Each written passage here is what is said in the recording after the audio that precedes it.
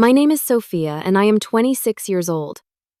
I never thought I would wake up in a hospital bed fighting for my life while my parents told the doctors they could not come because my sister Victoria was walking her dog. Even after the doctor warned them that night might be my last, they never showed up. This was not the first time they had chosen Victoria over me, but I decided it would be the last. Let me tell you about the letter I left behind that changed everything. Before I begin my story, drop a comment letting me know where you are watching from, and hit that like and subscribe button if you have ever felt invisible in your own family. I grew up in a quiet suburban neighborhood in Pennsylvania, in a house with a white picket fence that looked perfect from the outside. My parents, Harold and Diana Wilson, had 2 daughters. I was the oldest, and my sister Victoria came along 3 years later. From the moment she was born, there was something different about how my parents treated us. When I was 7, I won first place in the school science fair. I rushed home with my blue ribbon bursting with excitement to show my parents. They gave me a quick pat on the head before turning their attention back to Victoria, who was learning to ride her bike without training wheels. I told myself it made sense. Learning to ride a bike was a bigger milestone than a science project. By the time I was 12, I had grown accustomed to the pattern. When I brought home straight, as on my report card, my mother would nod approvingly but save her enthusiastic praise for Victoria, who had managed to get a B- in art. When I qualified for the state swimming championships, my father said he was proud but could not attend because Victoria had a minor cold and needed him at home. I became an expert at making excuses for them. They were busy. Victoria was younger and needed more attention. I was more independent and could handle things on my own. I convinced myself these were all reasonable explanations for why my achievements seemed to disappear into thin air while Victoria got celebrated for the smallest accomplishments. What made things more complicated was my health. At 16, I was diagnosed with a severe autoimmune disorder that required daily medication and regular monitoring. My condition could flare up from stress, certain foods, and particularly animal dander. Even with this serious diagnosis, my parents seemed to treat my health issues as an inconvenience. When I had to miss school for doctor appointments, my mother would sigh heavily about having to rearrange her schedule. When I had a reaction and needed to go to the emergency room, my father would complain about the medical bills on the drive over. Victoria never had any major health problems. She was the picture of vitality, always energetic and outgoing. She became a soccer star in high school, and my parents never missed a single game. They would sit in the stands with giant homemade signs cheering her name, while I sat beside them, often feeling dizzy or nauseated from a flare-up, but determined to support my sister despite my parents' lack of support for me. As we grew older, the disparity in how we were treated became even more pronounced. When it came time for college, my parents told me they could only afford to help one of us financially, and since Victoria was not as academically inclined, she would need the support more. I worked 3 jobs to put myself through college while maintaining a 4.0 GPA. Meanwhile, Victoria dropped out after 1 semester because she found it too stressful, and my parents comforted her by buying her a brand new car. Despite all of this, I maintained hope that someday my parents would see me. Really see me. I kept trying to earn their approval, their attention, their love. I graduated with honors, secured a good job at a marketing firm, and even made sure to visit home regularly. I always brought thoughtful gifts for everyone, remembered all their favorite things, and went out of my way to be the perfect daughter. But no matter what I did, Victoria remained the sun around which our family orbited. Last year, after yet another holiday where I felt like a guest in my own family, I finally decided to create some space for myself. I moved to a city about 30 miles away, close enough to visit but far enough to establish some independence. I found a nice 1-bedroom apartment, continued excelling at my job, and started building a life that was not defined by seeking my parents' approval. Victoria, now 23, still lived at home. She cycled through a series of part-time jobs, none lasting more than a few months. She spent most of her time shopping, going to parties, and posting on social media. My parents continued to support her financially and emotionally, acting as if this was perfectly normal for a woman in her 20s. The dynamic reached a new level when Victoria decided she wanted a dog. Not just any dog, but an expensive purebred Samoyed that cost more than $3,000. Despite knowing about my severe allergies to animal dander, my parents not only approved but paid for the dog and all its accessories. They converted their home office into a special room just for the dog, complete with custom furniture and climate control. When I expressed concern about not being able to visit anymore due to my allergies, my mother simply said, "You can take your medication, sweetie. Victoria really needs this dog for her emotional well-being." That was my family in a nutshell. Victoria's emotional well-being always trumped my physical health. Her desires always outweighed my needs. But still, they were my family, and some desperate part of me kept hoping that someday things would change. I maintained a good relationship with Victoria despite everything. She was spoiled and self-centered, but I did not believe she was deliberately malicious. She had simply grown up in an environment where she was the priority, and she did not know any different. Sometimes when it was just the two of us, I could glimpse the sweet little sister I had built sandcastles with as a child. Those moments kept me holding on, hoping that beneath the layers of favoritism and dysfunction, there was still a real family connection to be salvaged. Looking back now, I can see I was setting myself up for disappointment.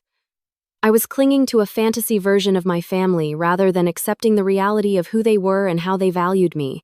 But sometimes fantasies are easier to live with than harsh truths, especially when those truths cut straight to your core. I had spent 26 years trying to earn the love that should have been freely given. It would take a near-death experience for me to finally understand that no amount of trying would ever be enough. 3 months ago, after several weeks of minimal contact with my family, I decided to make an effort to reconnect. I called my mother and suggested I come over for dinner that weekend. To my surprise, she seemed genuinely excited about the idea and immediately agreed. "That sounds wonderful, Sophia. We have not seen you in so long. I will make your favorite lasagna and your father will pick up that cheesecake you like from the bakery downtown." Her enthusiasm sparked a familiar hope within me. Maybe they had noticed my absence after all. Maybe they did care. I spent the rest of the week looking forward to Saturday, even splurging on a nice bottle of wine to bring along and a new outfit that I thought my mother would approve of. As Saturday approached, I made sure to take extra doses of my medication. My condition had been relatively stable lately, and I wanted to keep it that way for the family dinner. I also prepared mentally, reminding myself not to expect too much and to focus on enjoying whatever positive interactions occurred rather than dwelling on any disappointments. When I arrived at my parents' house that evening, I was greeted by my mother's warm hug and the delicious smell of her homemade lasagna. For a moment, everything felt perfect. Then I heard a bark from inside the house, and my heart sank. "Is Victoria's dog here?" I asked already, feeling the familiar tightness in my chest that preceded an allergic reaction. "Of course Snowball is here. This is his home," my mother replied, as if it was the most obvious thing in the world. "Victoria brought him back from her apartment this morning. She is staying the weekend." I had not even known Victoria had moved out, which was a conversation for another time. Right now, I had a more pressing concern. "Mom, you know I am severely allergic to dogs. I cannot be in the same house as Snowball for extended periods, even with medication. We talked about this when Victoria first got him." My mother's expression hardened slightly. "Well, we cannot just put him outside. It is too cold and Victoria would be heartbroken. You will be fine for one evening, Sophia. Just take another pill if you need to." Before I could respond, my father appeared in the doorway, grinning broadly. "There is my girl. Come on in, dinner is almost ready." I hesitated, then stepped inside. What choice did I have? I had driven 30 miles for this dinner, bought wine and a new outfit, and built up expectations for a nice family evening. Walking away now would only cement my role as the difficult daughter who could not even make it through one family dinner without causing problems. Inside, Victoria was curled up on the couch with Snowball, a large, white, fluffy dog who immediately started barking excitedly when he saw me. Victoria looked up from her phone long enough to give me a quick wave. Hey sis, look how big Snowball has gotten. Is not he gorgeous? She buried her face in the dog's fur, completely oblivious to my discomfort. I kept my distance, trying to breathe shallowly. He is certainly fluffy. I did not realize he would be here tonight. Where else would he be? Victoria laughed. He is family. Those words stung more than she could know. A dog she had owned for less than a year was family, while I, their daughter of 26 years, was expected to risk my health to accommodate him. I excused myself to the bathroom, where I took another dose of my allergy medication and used my inhaler. I stared at my reflection in the mirror, noting the hives already beginning to form on my neck, and gave myself a pep talk. Just get through dinner. Keep the peace. It is only a few hours. When I returned, we all sat down to eat. The lasagna was delicious, but I could barely taste it through my increasingly congested sinuses. The conversation revolved almost entirely around Victoria and Snowball. His training progress, the cute things he did, the expensive organic food they had special ordered for him, and the dog social events Victoria had been taking him to. Whenever I tried to contribute to the conversation, talking about my recent promotion or the night classes I had started taking to further my education, my parents would nod politely before quickly returning to the far more interesting topic of Snowball's preferences in chew toys. By dessert, my eyes were watering constantly, my breathing was labored, and I had broken out in hives across most of my visible skin. Victoria finally seemed to notice. "Whoa, Sophia, you look terrible. Are you having a reaction or something?" "Yes," to Snowball I wheezed. "I told Mom I am allergic when I arrived." My mother frowned. "I thought you were exaggerating. You always were a bit dramatic about your health issues." "I am not being dramatic," I said, trying to keep my voice steady despite my growing anger and discomfort. "I have a documented medical condition. My doctor has specifically warned me about prolonged exposure to animal dander." "Well, you seem fine enough to eat a full dinner and dessert," my father pointed out, as if my ability to eat somehow negated my medical distress. "I think I should go," I said, standing up from the table. "Thank you for dinner, but I am not feeling well." "Already, but we have not even had coffee yet," my mother protested. "And I wanted to show you the new curtains in the living room." "Another time," I said, gathering my purse. "I need to get home and take more medication." Victoria rolled her eyes. "You are always so serious about everything, Sophia. It is just a little allergic reaction. Pop a Benadryl and chill out." I did not bother responding to that. I thanked my parents again for dinner, declined their half-hearted offers to have me stay longer, and made my way to my car. As I drove home, I could feel my chest getting tighter, my breathing more labored. I stopped at a pharmacy on the way and bought additional antihistamines, taking them immediately in the parking lot. By the time I reached my apartment, I was exhausted both physically from the allergic reaction and emotionally from yet another family gathering where I felt utterly invisible. I used my nebulizer, took a cool shower to soothe my hives, and collapsed into bed. As I drifted off to sleep, I told myself what I always did after these encounters. They did not mean to hurt me. They just did not understand. Victoria was their baby. I was stronger, more independent. I did not need their attention the way she did. But a small voice inside me whispered a different truth. They understood perfectly well. They just did not care enough to change. And no amount of strength or independence could fill the void left by parents who consistently chose someone else over you.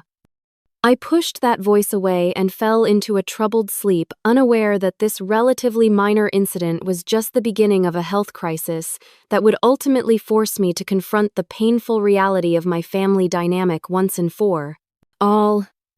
3 days after the disastrous family dinner, I woke up feeling like someone had parked a truck on my chest. My skin was burning with hives, and when I tried to stand, the room spun violently around me. I grabbed my phone from the nightstand and called my doctor's office, leaving a message about my symptoms and explaining about the dog exposure. This was not my first severe reaction, but it was definitely among the worst. Usually the effects of allergen exposure would peak and then begin to subside after 24 to 48 hours. The fact that I was getting worse on day 3 was concerning. I forced myself to shower and dress for work, though every movement was painful. I had an important presentation that day that I had spent weeks preparing for. Missing it was not an option in my mind. I had spent my entire life pushing through illness to meet expectations, and today would be no different. As I drove to work, memories of previous health crises flooded my mind. When I was 17 and had my first major autoimmune flare, I had been hospitalized for 3 days. My mother had visited once for less than an hour, explaining that Victoria had a recital she could not miss. My father had called daily but never came in person. He had said hospitals made him uncomfortable. When I had pneumonia during my sophomore year of college, I had been so sick I could barely walk to the bathroom. My roommate had called my parents concerned. They had sent money for medication but explained they could not come visit because Victoria was going through a breakup and needed their emotional support. Each time I had told myself it was fine. I was an adult. I could handle being sick alone. I did not need my mommy and daddy to hold my hand. But the truth was, being chronically ill and having no family support was incredibly lonely and demoralizing. By the time I reached my office, I knew I had made a mistake coming in. My breathing was shallow and rapid, and dark spots danced at the edges of my vision. My colleague Natalie took one look at me as I stumbled to my desk and immediately came over. "Sophia, you look absolutely terrible. What is going on?" Her face was creased with genuine concern. "Allergic reaction," I managed to explain between labored breaths. "Got exposed to a dog at my parents' house. Thought I could push through it." Natalie frowned. "You need to see a doctor right now. This looks serious." "I have a presentation," I protested weakly. "I will cover your presentation," she insisted. "Your health is more important than any work meeting. Do you need me to drive you to urgent care?" I shook my head, touched by her concern, but still reluctant to admit how bad I felt. "I will call my doctor again. If they think I should come in, I will get an Uber." Natalie looked skeptical, but returned to her desk after extracting a promise that I would keep her updated. I called my doctor's office again and was put through to the nurse. After describing my symptoms, she told me in no uncertain terms to go to the emergency room immediately. "This sounds like it could be developing into anaphylaxis," she explained. "With your history, we cannot take chances. You need to be seen right away." I hung up and sat there for a moment, contemplating my options. Part of me still wanted to stay for the presentation to prove I could push through anything. But another part, the rational part that had been silenced so often, knew this was serious. I gathered my things and approached Natalie's desk. The nurse said I should go to the ER. "Could you let Brian know I will not make the presentation?" "Of course," she said, already reaching for her purse. "I am driving you. You should not be alone right now." I tried to protest, but she was insistent, and honestly, I was relieved. As my condition had deteriorated throughout the morning, a growing sense of fear had been building inside me. Something was very wrong, and the thought of facing it alone was terrifying. As Natalie drove me to the hospital, I decided to call my parents. Despite everything, they were my family, and a small part of me still hoped that in a true emergency they would be there for me. The call went to voicemail. I left a brief message explaining that I was having a severe reaction and heading to the hospital. I tried to keep my voice steady, not wanting to sound dramatic, but also hoping they would understand the seriousness of the situation. Next, I tried calling Victoria, thinking she might be able to reach our parents if they were not answering their phones. "Hey, what is up?" she answered, the sound of her dog barking loudly in the background. "Victoria, I am having a really bad reaction," I explained, my voice growing weaker. "I am on my way to the hospital. I cannot reach Mom and Dad. Could you let them know?" "Oh, that sucks," she said, sounding distracted. "Snowball, stop that. Sorry, he is trying to eat my shoes." "Yeah, I will tell them when I see them. They are taking me and Snowball to that new dog park today." "Victoria, this is serious," I emphasized. "I need them to know I am going to the hospital. Now." Okay, I will text them. Gotta go, Snowball is destroying my favorite sneakers. Feel better?" And with that, she hung up. I stared at my phone in disbelief. Even now, with me heading to the emergency room, Victoria and her dog remained the priority. I slumped back against the car seat, fighting tears of frustration and hurt. "Family?" Natalie asked sympathetically. "Something like that," I muttered. By the time we reached the hospital, I was struggling to stay conscious. My throat felt like it was closing, and the hives had spread to the point where my skin felt like it was on fire. Natalie helped me into the emergency room, where the triage nurse took one look at me and immediately called for assistance. What followed was a blur of activity. I was rushed into a treatment area, given injections of epinephrine and steroids, and hooked up to various monitors. Doctors fired questions at me about my medical history, my exposure to allergens, and my current medications. I tried to answer as best I could, but I was fading in and out of awareness. The last clear memory I had was of calling out for my neighbor, Mrs. Garza, asking her to feed my cat. Mrs. Garza was the elderly woman who lived next door to me. She had no connection to the hospital and was not there, but in my confused state, I was concerned about my pet being alone. Then darkness claimed me entirely. I later learned that as my condition worsened, the hospital staff had made multiple attempts to contact my parents. They had finally reached them around 6 p.m., some 4 hours after I had been admitted. The conversation, as it was relayed to me later by a nurse who had been present, went something like this. "Mr. and Mrs. Wilson, this is Mercy General Hospital. Your daughter Sophia has been admitted with a severe anaphylactic reaction. Her condition is critical, and we strongly recommend you come immediately." "Tonight, we cannot possibly come tonight," my father had apparently replied.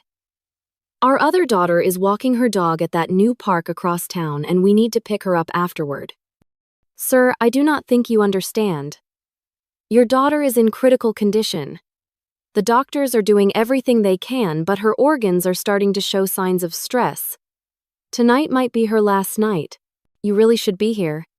There had been a pause before my mother spoke. "Well, we cannot just leave Victoria stranded with her dog. Surely Sophia will stabilize soon. We can come by tomorrow if she is still there." The nurse had apparently been so shocked she could barely respond. "I will note in her chart that you were informed of her condition," she had finally said before hanging up. As I drifted through varying states of consciousness, I was vaguely aware of voices around me, of machines beeping, of hands gently tending to me.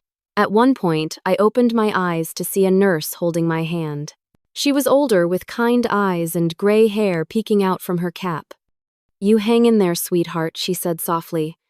"I am staying right here with you."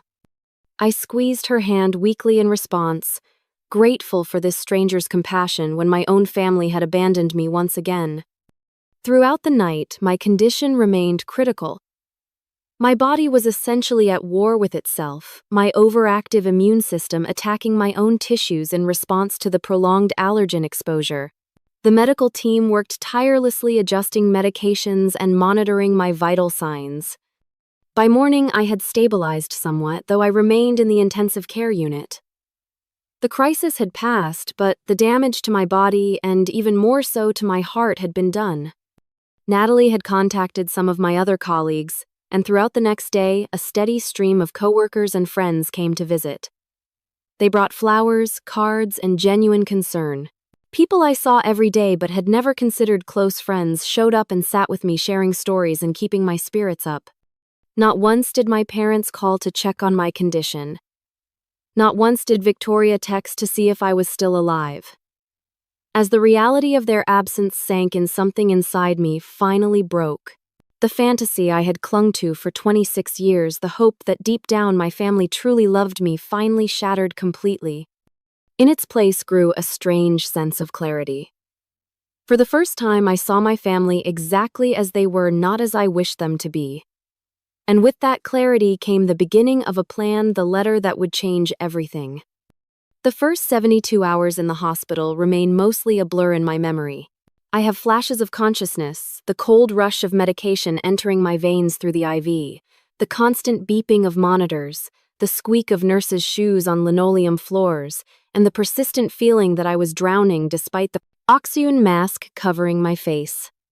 What I remember with perfect clarity, however, is the moment I fully regained consciousness, and realized no one from my family was there. I opened my eyes to the sterile white ceiling of the intensive care unit and turned my head half expecting against all reason to see my mother in the chair beside the bed. Instead, there was a young nurse checking my vitals. "Welcome back," she said with a warm smile when she noticed I was awake. "You gave us quite a scare." "My parents," I asked, my voice a painful rasp. Her smile faltered slightly. "I do not believe they have been in yet. Would you like me to try calling them again?" That was when the full reality hit me. I had nearly died, and my parents had chosen not to come because Victoria needed help with her dog. I had known they favored her, but some part of me had always believed that in a true life or death situation they would be there for me too.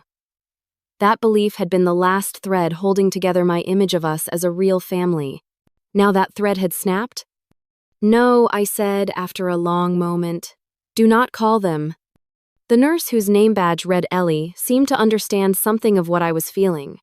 She gently patted my hand. "You have had other visitors, though. A woman named Natalie has been here every day, and several other friends have stopped by. They have been very concerned about you." I felt tears sliding down my cheeks. Colleagues and casual friends had shown more care for me than my own parents. The contrast was both heartbreaking and illuminating. Throughout that day, as my condition stabilized enough for me to stay conscious longer, I learned more about what had happened. Dr. Rivera, a specialist in immunology, came to explain the severity of what my body had gone through. "You experienced a particularly severe biphasic anaphylactic reaction," she explained. "The initial exposure to the allergen triggered the first phase, but then your body seemed to recover slightly before launching into a much more severe second phase. This is why you felt worse days after the exposure rather than immediately. Your autoimmune condition complicated matters, essentially creating a perfect storm in your system." "Could I have died?" I asked, needing to hear the truth. Dr. Rivera looked me directly in the eyes. "Yes, Sophia. Without prompt medical intervention, this type of reaction can be fatal. The fact that your symptoms progressed over days rather than hours actually made it more dangerous, as many people would not seek help until critical organ systems were already compromised." She went on to explain that I would need to stay in the hospital for at least another week while they monitored my recovery and adjusted my medication regimen. The extended dog exposure had triggered such a severe response that my entire treatment plan needed to be reconsidered. As the day progressed, more pieces of the puzzle fell into place. Natalie visited during her lunch break and filled me in on what had happened after I lost consciousness. "The emergency room staff called your parents multiple times," she said, her expression a mixture of anger and disbelief. I was still there for the first call, and I could not believe what I was hearing. "The doctor literally told them you might not make it through the night, and they said they could not come because Victoria needed help with her dog." I nearly grabbed the phone to scream at them myself.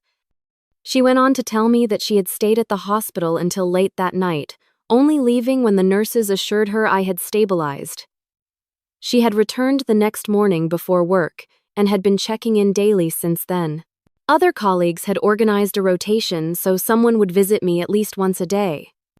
"We all pitched in for the flowers," she added, gesturing to a beautiful arrangement beside my bed. "And Brian said to tell you not to worry about the presentation. He rescheduled it for when you are back." I was overwhelmed by their kindness. These people, who had no obligation to me beyond professional courtesy, had stepped up to support me in ways my family never had. As evening approached, Ellie came back to check on me. She had a strange expression on her face. "Your parents called the nurses' station," she said hesitantly. "They wanted to know your condition and said they might come by tomorrow."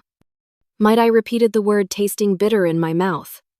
"I can make sure they are updated on your condition if you would prefer not to see them," she offered, and I realized she had picked up on my distress. I was silent for a long moment, processing the emotions churning within me. Anger, hurt, disappointment, but strangely also a growing sense of resolve. For the first time in my life, I was seeing my relationship with my parents with complete clarity, stripped of the desperate hope and excuses I had always made for them. "If they come," I finally said, "I do not want to see them yet. Please tell them I am resting and cannot have visitors." Ellie nodded, her eyes reflecting understanding. Of course. That night, as I lay awake listening to the rhythmic sounds of the hospital, I made a decision. I would use this time, this forced pause in my life, to finally address the toxic dynamic that had shaped my existence for 26 years. I would write a letter, a final communication to my parents, laying bare the truth of our relationship and establishing the boundaries I should have set long ago. The next morning, I asked Ellie for paper and a pen. She brought them without question, along with a small lap desk I could use in bed. As my strength slowly returned over the next few days, I worked on the letter, pouring out decades of hurt, disappointment, and finally my decision to prioritize my own well-being. During this time, the contrast between my biological family and the community that had formed around me grew increasingly stark. Natalie continued to visit daily, often bringing small comforts from home or updates from work. Other colleagues stopped by with books, magazines, and conversation that helped distract me from the physical discomfort of recovery. Mrs. Garza, my elderly neighbor whom I had called out for in my delirium, actually did come to visit after Natalie tracked her down to check on my cat. She arrived with homemade soup in a thermos and stories about how my cat was doing, having taken it upon herself to care for him in my absence. "I have 5 children and 12 grandchildren," she told me as she sat beside my bed. "But none of them live nearby. We look out for each other, you and I. That is what neighbors should do." Even Dr. Rivera went beyond professional requirements, spending extra time explaining my condition and treatment options, answering all my questions with patience and respect. When I mentioned my parents' refusal to come, she did not offer platitudes or excuse their behavior. "That must be incredibly painful," she said, simply acknowledging my hurt without minimizing it. "Sometimes the families we create in life are more important than the ones we are born into." Her words stayed with me as I continued to work on my letter. By the 6th day of my hospitalization, I had completed it, a 4-page handwritten document that represented both an ending and a beginning. I sealed it in an envelope that Ellie provided and waited. On the 7th day, as I was starting to prepare for discharge, Ellie came into my room with news. "Your parents called again. They said they are definitely coming to visit this afternoon. Around 3. Would you like me to tell them you are not receiving visitors?" I took a deep breath, feeling strangely calm. "Number. I want you to let them come, but I will not be here." She looked confused. "Are you being discharged this morning?" "Yes," I said, having already discussed my release with Dr. Rivera. "But I have a favor to ask. When my parents arrive, could you give them this?" I handed her the sealed envelope. "And could you place it on the bed so it looks like I left it there for them to find?" Ellie looked at the envelope, understanding dawning in her eyes. "Of course," she said softly. "I can arrange that." By 2:30 that afternoon, I had been officially discharged. Natalie had picked me up and was waiting with me in a small coffee shop across from the hospital. From where we sat, I could see the hospital entrance. At precisely 3:15, I watched my parents walk through those doors, finally coming to see their daughter after she had nearly died a full week earlier. I did not know exactly what would happen when they read my letter, but I knew with absolute certainty that our relationship would never be the same again. And for the first time in my life, that thought did not fill me with dread, but with a profound sense of liberation. Natalie's spare bedroom became my sanctuary for the next 2 weeks. Her apartment was on the 3rd floor of a pet-free building with large windows that let in abundant natural light. It was the perfect environment for my physical recovery, free from allergens and full of fresh air and sunshine. "Stay as long as you need," she insisted when I expressed concern about imposing. "I live alone and have plenty of space. Plus, I enjoy the company." The first few days after hospital discharge were focused entirely on regaining my physical strength. I slept for 12 to 14 hours a day, my body demanding rest to heal from the trauma it had endured. Dr. Rivera had prescribed a new medication regimen that required careful monitoring, and Natalie helped me keep track of the various pills and injections. As my body slowly recovered, my mind began the equally important process of healing from decades of emotional neglect. The letter I had left for my parents had been a watershed moment, a clear line drawn between the person I had been desperate for their approval and the person I was becoming, determined to value myself even if they never would. The contents of that letter had poured out of me during those hospital days, each word a release of pain I had carried for too long. Dear Mom and Dad, by the time you read this, I will have been discharged from the hospital where I spent a week fighting for my life. The doctors called you the first night and told you I might not survive until morning. You chose not to come because Victoria needed help walking her dog. This was not the first time you have chosen Victoria over me. It has been the pattern of our family since my earliest memories. For 26 years, I have made excuses for your behavior. I have told myself that Victoria needed you more, that I was stronger and more independent, that someday you would see me and value me equally. I nearly died waiting for that day to come. I do not write this letter out of anger, though I have every right to be angry. I write it from a place of clarity and self-preservation. I can no longer participate in a family dynamic that consistently places my needs, my accomplishments, and even my life below those of my sister and now her dog. From this point forward, I am stepping back from our relationship. I need time and space to heal. Not just from this most recent health crisis, but from the lifelong pattern of being treated as less than. I will not be contacting you for the foreseeable future, and I ask that you respect my decision by not attempting to contact me either. If at some point you are genuinely interested in building a healthier relationship, one based on mutual respect and equal consideration, then we can revisit this decision. That would require acknowledgement of the harm that has been done and a commitment to change on your part. I do not hold out much hope for this outcome, but I leave the door unlocked rather than sealed shut.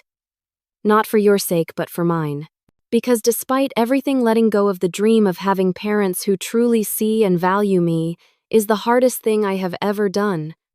I am not doing this to punish you, I am doing it to save myself. Sophia. I had no way of knowing how they had reacted upon reading those words. Part of me had expected frantic phone calls or even a visit to Natalie's apartment, whose address they could have obtained from my building manager. But there had been nothing. Complete silence. Which in its way was the most telling response of all. A week after my discharge, I began seeing a therapist named Lydia, whom Dr. Rivera had recommended. Our first session was primarily focused on the immediate trauma of my health crisis and family abandonment, but as the weeks progressed, we began to dig deeper into the patterns that had shaped my life. What you are describing is a classic golden child scapegoat dynamic, Lydia explained during our third session. Families with this pattern typically elevate one child, the golden child, as the repository of all their positive projections, while using another child, the scapegoat, as the target for all negative projections. But why, I asked. What did I ever do to deserve being the scapegoat? Nothing, Lydia said firmly. This has nothing to do with anything you did or did not do. This dynamic develops from the parents' own unresolved issues and insecurities. The golden child makes them feel good about themselves as parents, because that child's dependency validates their importance. The more independent child often becomes the scapegoat, precisely because their self-sufficiency threatens the parent's sense of being needed. Her explanation struck a deep chord. My entire life I had believed that if I could just achieve enough, be perfect enough, somehow earn their love, things would change. But the truth was that my very strengths were what had made me the target of their neglect. The most insidious aspect of this dynamic, Lydia continued, is how it trains the scapegoat to constantly seek approval that will never come. You have been running on a hamster wheel of achievement and self-sacrifice, hoping to finally win the love that should have been freely given to you as their child. So what do I do now? I asked, feeling both liberated and lost with this new understanding. You grieve, she said gently. You acknowledge the parents you deserved but never had. You feel the anger, the sadness, the loss. And then gradually you build a life based on your own values rather than the desperate hope of finally being seen by people who have shown they are incapable of truly seeing you. Those sessions with Lydia became the foundation of my healing process. For the first time, I allowed myself to feel the full range of emotions about my family without immediately dismissing them or making excuses. I cried for the little girl who had brought home achievement after achievement only to be ignored. I raged at the parents who had chosen a dog over their daughter's life. I mourned the family I had always wanted but never truly had. Alongside this emotional work, I began the practical process of rebuilding my life. 2 weeks after leaving the hospital, I felt strong enough to return to my own apartment. Mrs. Garza welcomed me home with another container of homemade soup and updates about my cat who had apparently decided that her apartment was an acceptable second residence. "He still comes to visit me every afternoon," she said with a chuckle. "I think he has decided we are family now." Her casual use of the word family made me smile. Perhaps family was not defined by blood or legal ties, but by who showed up when it mattered. As I settled back into my apartment, I made several significant changes. I invested in high-quality air purifiers for every room to reduce the risk of allergen exposure. I updated my emergency contacts, removing my parents and adding Natalie, and after asking her permission, Mrs. Garza, I even changed my advance medical directive to specifically state that my parents should not be consulted for medical decisions if I was incapacitated. 3 weeks after my discharge, I felt ready to return to work. My colleagues welcomed me back with genuine warmth, and Brian, my supervisor, assured me that my position had been secure during my absence. "Take it easy your first week back," he advised. "Your health comes first. The work will still be here." His considerations, so different from what I had experienced from my family, reinforced my growing understanding that respect and care should be normal, not exceptional in relationships. Throughout this time, I maintained my silence with my parents. Victoria had texted once a casual, "Hey, how are you feeling?" as if I had had a minor cold rather than a life-threatening medical emergency. I had responded with a brief, recovering thanks but did not elaborate or invite further conversation. My parents had finally called 4 days after reading my letter. I had let the call go to voicemail. My mother's message was short and strained. "Sophia, this is your mother. We got your letter. I think you are being very dramatic about this whole situation. Your father and I have always done our best for both you and Victoria. Call us when you are feeling more rational." Her words, so dismissive of my near-death experience and the legitimate pain I had expressed, only confirmed that I had made the right decision in stepping back. There was no acknowledgement of their failure to come to the hospital, no recognition of the pattern I had described, not even a simple, "I am sorry you felt that way." As the 4th week of my recovery began, I received a surprising call from Victoria. "Mom and Dad are acting weird," she said without preamble when I answered. "They would not tell me what was in your letter, but they have been fighting a lot and Mom keeps crying at random times." "What did you say to them?" "I told them the truth," I replied simply. "About how they have treated me compared to you for our entire lives. About how they chose not to come to the hospital when doctors said I might die because you needed help with your dog." There was a long silence on the other end of the line. When Victoria finally spoke, her voice was subdued. "I did not know it was that serious. They just said you were having an allergic reaction and would be fine." "Would you have done anything differently if you had known?" I asked, genuinely curious rather than accusatory. Another pause. "I do not know," she admitted. "I guess I have never had to think about it before. Things have always revolved around what I want." Her honesty was surprising and in its way refreshing. "That is not your fault," I said. "That is how they raised you. But I cannot be part of that dynamic anymore." It nearly killed me, literally. "Are you saying you do not want to be my sister anymore?" There was a hint of the little girl I had once built sandcastles with in her voice. "No," I said softly. "I am saying I need to rebuild my relationship with myself first." I have spent my whole life trying to earn love from our parents by being perfect, achieving everything, never complaining. It has left me hollow inside. I need to learn who I am when I am not desperately seeking approval. I did not know you felt that way, Victoria said. You always seemed so together, so strong. That was the mask I wore, I explained. But underneath I was drowning. Our conversation ended shortly after with no real resolution, but perhaps a small crack in the facade of our family dynamic. I did not know if Victoria would reflect on what I had said or immediately dismiss it. I did not know if she would report back to our parents or keep our conversation private. For once, I decided not to worry about any of that. Their reactions were their own responsibility, not mine. As I prepared for bed that night, I stood before my bathroom mirror and really looked at myself. The physical toll of my health crisis was still visible in my too thin face and the lingering shadows under my eyes. But there was something else there too, a steadiness in my gaze that had not been there before. The desperate need for approval that had driven me for so long was beginning to fade, replaced by something quieter but far more powerful self-acceptance. The journey ahead would not be easy. Decades of unhealthy patterns could not be undone in a few weeks. But for the first time, I was facing that journey not as the family scapegoat seeking redemption, but simply as Sophia, a woman worthy of respect, consideration, and love exactly as she was. The day my parents finally came to the hospital, only to find my empty bed and letter, was a pivotal moment in all our lives, though I was not physically present to witness it. What I know about their reaction comes from Ellie the nurse, who had become something of an ally during my stay. She called me the day after my discharge, having gotten my number with my permission before I left. "I hope you do not mind me reaching out," she said.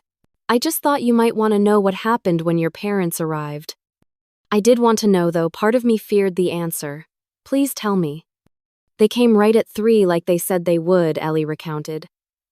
"I directed them to your room and told them you had been discharged earlier that day.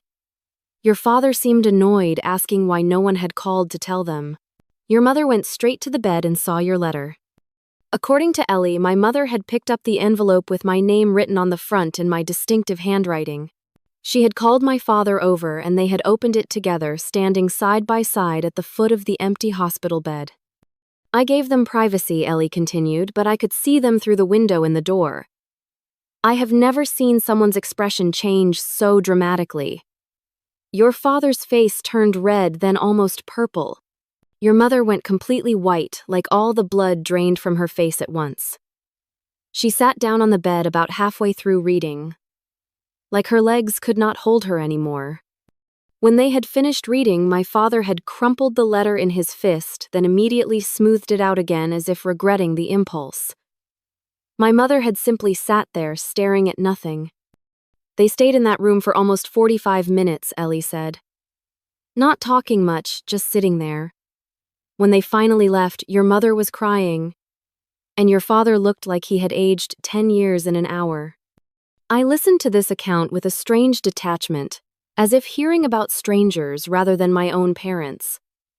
Their reaction suggested my words had hit home in a way I had not expected. Perhaps for the first time they were seeing our family dynamic through unclouded eyes. "Thank you for telling me," I said to Ellie, "and thank you for everything you did for me during my stay." "You are welcome," she replied warmly. "Take care of yourself, Sophia. You deserve it." Those words, "you deserve it," echoed in my mind long after we hung up. Did I deserve care and consideration? The rational part of me knew the answer was yes, but decades of being treated as less than had left deep grooves of doubt in my psyche. In the days following my conversation with Ellie, I braced myself for an onslaught of calls, texts, or even a visit from my parents. I had arranged to stay with Natalie temporarily, both to recover and to give myself space from potential confrontations. But the expected barrage never came. Instead, there was only silence, broken by the single text from Victoria that I mentioned earlier. The silence continued until 6 days after reading my letter, my parents finally called. I let the call go to voicemail, not yet ready to engage directly. My mother's message, dismissing my experience as dramatic and suggesting I was being irrational, confirmed that they were not yet capable of the honest reflection our relationship would require to heal. 2 days after that call, I received a lengthy email from my father. Unlike my mother's dismissive voicemail, his message showed at least some attempt at introspection. Sophia, your letter has forced your mother and me to confront some uncomfortable truths about our family. While I do not agree with everything you wrote, I cannot deny that we have not always been as attentive to your needs as we should have been. The night the hospital called, we genuinely did not understand the severity of the situation. We have become so accustomed to you handling everything on your own that we assumed this would be no different. That was our mistake, and I am sorry for it. However, I believe you are being unfair in your characterization of our entire relationship. We have always been proud of your achievements and independence. Perhaps we did not show it in the ways you needed, but that does not mean the feeling was not there. I hope you will reconsider your decision to cut us off. Victoria misses you. And despite what you may believe, so do we. Dad. His words reflected the beginning of awareness, but stopped far short of true understanding. The line about being proud of my achievements without acknowledging that they had never bothered to attend my graduations, presentations, or other milestone events spoke volumes. His assertion that they did not understand the severity of a situation where doctors explicitly said I might not survive the night revealed how deeply ingrained their dismissal of my needs truly was. I did not respond to the email. Instead, I forwarded it to Lydia, my therapist, and we discussed it in our next session. This is actually quite typical, she observed. There is acknowledgement of the specific incident that triggered the confrontation but resistance to seeing the larger pattern. Note how he says you are being unfair in your characterization, essentially telling you that your lived experience is incorrect. Should I respond? I asked. That depends entirely on what you want from this interaction, she replied. If you are hoping for full acknowledgement and change, this email suggests they are not there yet. If you want to maintain some connection while establishing boundaries, a brief, neutral response might be appropriate. If you truly need complete space right now, silence is a valid option. After careful consideration, I decided to send a brief reply. Dad, thank you for acknowledging that you should have come to the hospital. That means something to me. However, this is not about one incident. It is about a lifelong pattern that nearly cost me my life. I need time and space to heal both physically and emotionally. I hope you can respect that. Sophia. Short, direct, and maintaining my boundary while acknowledging his small step toward understanding. I did not receive a reply. As the weeks passed and I settled back into my apartment and work routine, the silence from my parents continued. Victoria, however, began to reach out more frequently. Her texts evolved from casual check-ins to more thoughtful inquiries about my recovery and eventually tentative questions about our childhood. Was it really that bad for you growing up? She asked during one phone call, about a month after my hospital discharge. I always thought you had it all together. You were so smart and capable. Everyone always talked about how impressive you were. That was the outside, I explained. Inside, I was constantly striving to be perfect enough to finally earn Mom and Dad's attention and approval. Do you remember my high school graduation? I was valedictorian, but Mom and Dad left right after the ceremony because you had a minor cold. I do remember that, she said slowly. I did not even have a fever. Mom just said I looked peaked and needed to rest. And my college graduation, they missed it entirely because you had a date that night and needed help choosing an outfit. I had forgotten about that, she admitted, her voice small. When you put it all together like that, it does sound really bad. These conversations with Victoria were complicated. On one hand, she had been as much a product of our dysfunctional family system as I had been, just playing a different role. On the other hand, she had benefited from that system at my expense for our entire lives. I tried to balance honesty about my experience with the understanding that her awakening to the reality of our family dynamic would be its own painful journey.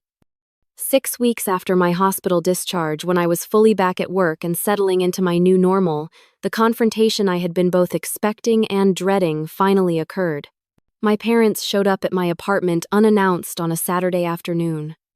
I saw them through the peephole and considered not answering. But after taking a deep breath and centering myself, I decided to face them directly. I opened the door but did not invite them in. "Sophia," my mother said, her voice wavering slightly. "You look well." "What are you doing here?" I asked, keeping my tone neutral. "We need to talk," my father said. "This has gone on long enough. You cannot just cut your family out of your life because of one misunderstanding." The minimization of my near-death experience as a misunderstanding sent a flare of anger through me, but I kept my expression calm. "This is not a good time. If you want to talk, you need to call first and respect my boundaries."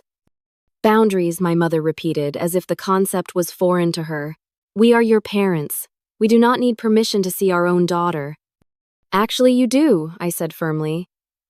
"That is exactly what a boundary is. I asked for space in my letter, and showing up unannounced at my home is disrespecting that request." "This is ridiculous," my father huffed. "Victoria said you have been filling her head with all sorts of accusations about us being bad parents. We have done everything for you girls." "I have only told Victoria the truth about my experience," I replied. "If that conflicts with the story you have told yourselves about our family, that is something you need to examine." My mother's face crumpled. "How can you be so cold? Do you know how much you have hurt us with all this?" The familiar guilt began to rise in me, the lifetime habit of taking responsibility for their feelings, but I pushed it back down. "I nearly died, Mom.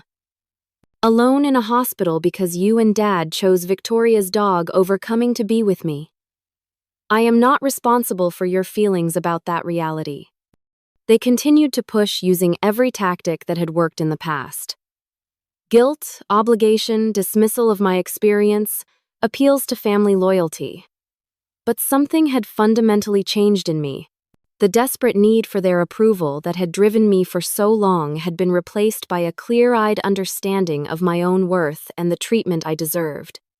After 15 minutes of circular conversation that was getting nowhere, I finally said, "I am going to close the door now. Please do not come back unannounced. If you want to talk, call or email first, and respect my answer if I say I am not ready." "This is not over," my father said as I began to close the door. "You are right," I agreed. "This is just the beginning of me valuing myself enough to set healthy boundaries. Goodbye." I closed the door, then leaned against it, my heart racing but my resolve firm.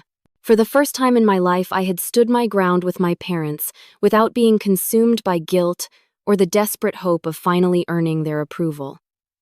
It was terrifying and liberating all at once. That evening, I received a text from Victoria. "Mom and Dad came home really upset. Dad keeps saying you have changed. Mom is crying in their bedroom. What happened?" I replied simply, "I stood up for myself.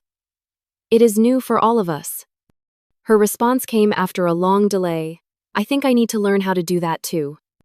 Those words, so unexpected, gave me the first real hope that something positive might emerge from this painful upheaval. Not a fantasy reconciliation where my parents suddenly became the loving, supportive people I had always longed for, but perhaps a healthier relationship with my sister and new patterns for both of us going forward. The letter I had left on that hospital bed had indeed changed everything. Not by magically transforming my parents, but by finally giving me permission to transform myself from a perpetual people-pleaser, desperate for approval, into a woman who knew her own worth and was no longer willing to accept crumbs of affection where a feast of love should have been. 6 months have passed since that day I left the letter on my empty hospital bed. 6 months of healing growth and profound change. I sit here in my new apartment in a different city 40 miles from where my parents still live, reflecting on how much has shifted both around me and within me. The physical reminders of my near-death experience have faded. The last of the hives disappeared weeks ago, and my breathing has returned to normal. My new medical regimen, carefully designed by Dr. Rivera, has kept my autoimmune condition stable. I still have to be vigilant about potential allergen exposure, but the constant anxiety that once accompanied that vigilance has subsided. Moving to a new city was a decision I made 2 months after my hospital stay. I needed a fresh start somewhere without the shadows of old patterns clinging to familiar corners. My company was supportive, allowing me to transfer to a different branch office. The apartment I found is on the top floor of a newly constructed building with state-of-the-art air filtration systems, perfect for someone with my health concerns. What has been most remarkable about this time is discovering how many people were ready to step up and become my support system when I finally created space for them in my life. Natalie visits every other weekend, and we have developed a friendship that goes far beyond our original work connection. Mrs. Garza and I speak weekly by phone, exchanging recipes and stories. She reminds me of the grandmother I never had. I have made new friends in my new city, joining a book club and a hiking group for people with chronic health conditions. These relationships are different from any I had before. Without the desperate need to please that had colored all my previous interactions, I have found myself capable of authentic connections based on mutual respect and genuine care. My relationship with my family has evolved in ways both expected and surprising. My parents and I maintain minimal contact. They call once a month, and I answer when I feel emotionally equipped to handle the conversation. These calls are brief and somewhat superficial, but they no longer leave me feeling drained and inadequate.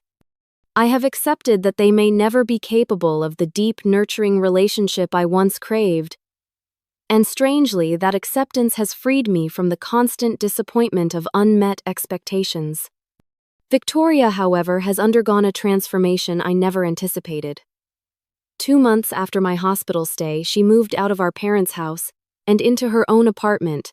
She even rehomed Snowball with a family friend who had a large yard and children who adored him. I realized I never actually wanted a dog, she confessed during one of our increasingly frequent calls. I just wanted Mom and Dad's attention, and they always gave me whatever I asked for.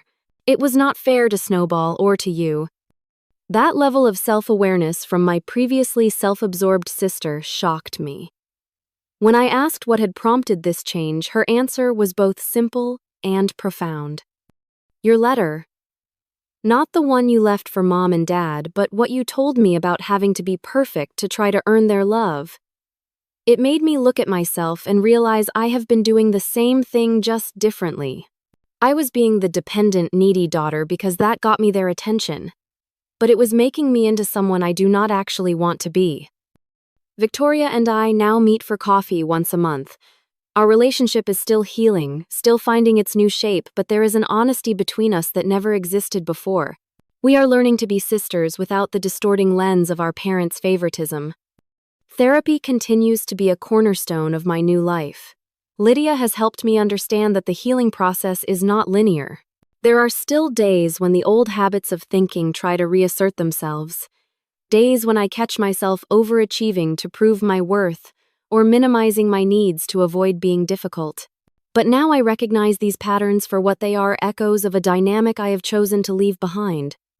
One of the most powerful lessons I have learned is about the nature of family itself.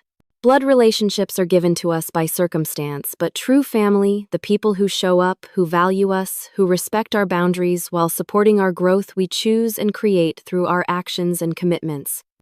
The nurse who stayed past her shift to hold my hand when I was fighting for my life showed more family loyalty than the parents who chose a dog walk over their daughter's bedside. Natalie, who drove me to the hospital and visited daily during my recovery, demonstrated more care than the sister who could not be bothered to relay an emergency message. Mrs. Garza, who fed my cat and brought me soup, embodied the neighborly concern that is its own kind of family bond. My near-death experience clarified with brutal efficiency what truly matters in relationships. It is not shared DNA or legal ties that make a family. It is not grand gestures or dramatic declarations. It is the consistent choice to show up, to see the other person fully, to respect their needs and boundaries, to care about their well-being as much as your own. I have learned that forgiveness does not necessarily mean reconciliation. I have forgiven my parents for being unable to give what they themselves probably never received. I understand that their treatment of me likely stems from their own unhealed wounds and limitations. But that forgiveness does not obligate me to continue participating in a dynamic that caused me immense pain and nearly cost me my life. Perhaps the most profound lesson has been about my own worth. For 26 years, I believed that if I could just achieve enough, sacrifice enough, be perfect enough, I would finally earn the love and attention that should have been freely given. I now understand that my value as a human being was never something I needed to earn. It was my birthright all along. The letter I left on that empty hospital bed was not just a goodbye to a toxic family dynamic. It was a hello to a new way of being in the world as a woman who knows her worth, who sets healthy boundaries, who chooses relationships that reflect rather than diminish her value. If you are watching this and recognize yourself in my story, if you are the family scapegoat, the overlooked child, the one who has spent your life trying to earn love that should be freely given, please know that you deserve better. Your worth is not determined by others' recognition of it. You do not need to achieve perfection to be worthy of care and respect. Sometimes the bravest thing we can do is to stop trying to earn love from those unable to give it freely, and instead, direct that energy toward building a life and relationships that honor our true value. If my story has resonated with you, please share it with someone who might need to hear this message. Hit the like button if you have found yourself nodding along, and subscribe for more stories of healing and transformation. I would love to hear your thoughts in the comments about how you have learned to value yourself in challenging family dynamics. Thank you for witnessing my journey. May you find the courage to honor your own worth, whatever that looks like for you. Remember, the family that truly matters may not be the one you were born into, but the one you create through love, respect, and mutual care.